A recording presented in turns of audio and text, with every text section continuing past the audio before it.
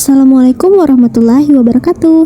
Halo semuanya, perkenalkan saya Nurmenti Syahrani dengan NIM 22090150164, mahasiswa jurusan akuntansi dari Universitas Negeri Makassar. Pada kesempatan kali ini, saya akan membahas sebuah topik yang sangat penting di era digital, yaitu keamanan email dengan fokus pada layanan ProtonMail. Di era digital, email adalah alat komunikasi utama, tetapi banyak layanan konvensional tidak sepenuhnya aman karena data kita bisa dipantau atau digunakan untuk iklan. Oleh karena itu, penting bagi kita untuk mulai mempertimbangkan email yang lebih aman dan menghargai privasi kita, seperti ProtonMail. Apa sih ProtonMail itu? Jadi, ProtonMail adalah layanan email yang dikembangkan oleh para ilmuwan di CERN, Swiss dengan tujuan utama memberikan keamanan dan privasi tingkat tinggi bagi penggunanya. ProtonMail menggunakan sistem end-to-end encryption yang memastikan bahwa hanya pengirim dan penerima yang dapat membaca isi email, bahkan pihak ProtonMail sendiri tidak bisa mengaksesnya. Mengapa ProtonMail penting? Yang pertama, privasi yang maksimal. Berbeda dengan layanan email lain yang sering mengumpulkan data pengguna untuk kepentingan bisnis atau iklan, ProtonMail tidak melacak aktivitas penggunanya. Tidak ada iklan berbasis data dan tidak ada pihak ketiga yang bisa mengakses email kita. Kedua, keamanan terenskripsi. Semua email di ProtonMail dienkripsi sebelum dikirim dan hanya bisa dideskripsi oleh penerima. Artinya, bahkan jika ada peretas yang mencoba mengakses server ProtonMail, mereka tetap tidak bisa membaca isi email kita. Yang ketiga, berkantor di Swiss. ProtonMail berbasis di Swiss, negara yang dikenal memiliki salah satu undang-undang privasi terbaik di dunia. Data pengguna dilindungi dengan hukum yang ketat, sehingga lebih sulit bagi pihak luar untuk meminta akses ke informasi pribadi kita. Adapun contoh penerapan dalam dunia nyatanya, pada mahasiswa dan akademisi, kita sering mengirim tugas, laporan, atau komunikasi penting melalui email. Nah, dengan ProtonMail, kita bisa lebih tenang karena email kita tidak bisa diakses oleh pihak yang tidak berkepentingan. Pada pekerja profesional, di bidang teknologi, keuangan, ataupun hukum yang menangani informasi sensitif, menggunakan layanan email yang aman sangatlah penting untuk melindungi data klien dan perusahaan.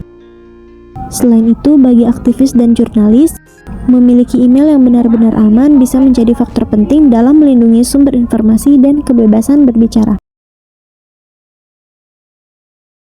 Perbandingan ProtonMail dengan layanan email lain. Dari keamanan dan enskripsi, ProtonMail menawarkan end-to-end encryption secara bawaan, sehingga hanya pengirim dan penerima yang bisa membaca email. Sedangkan Gmail dan Outlook tidak memiliki enskripsi ini secara default, sehingga Google dan Microsoft bisa mengakses email pengguna.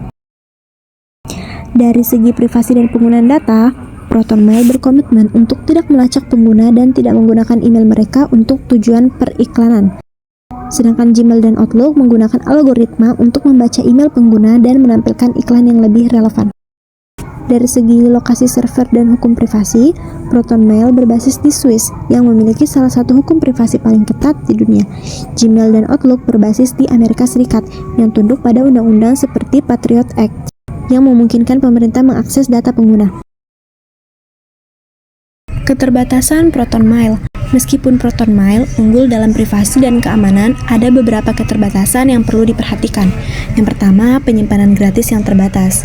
Akun gratis hanya mendapat 500 MB, jauh lebih kecil dibandingkan Gmail yang memberikan 15 GB secara gratis. Untuk mendapatkan lebih banyak penyimpanan, pengguna harus berlangganan paket premium pada ProtonMail. Yang kedua, kurangnya integrasi dengan layanan pihak ketiga. Tidak seperti Gmail dan Outlook yang terhubung dengan berbagai layanan seperti Google Drive dan Microsoft Office, ProtonMail memiliki keterbatasan dalam hal integrasi dengan aplikasi lain. Misalnya, beberapa aplikasi tidak mendukung pendaftaran atau pemulihan akun menggunakan ProtonMail. Yang ketiga, enskripsi hanya berlaku antar pengguna ProtonMail.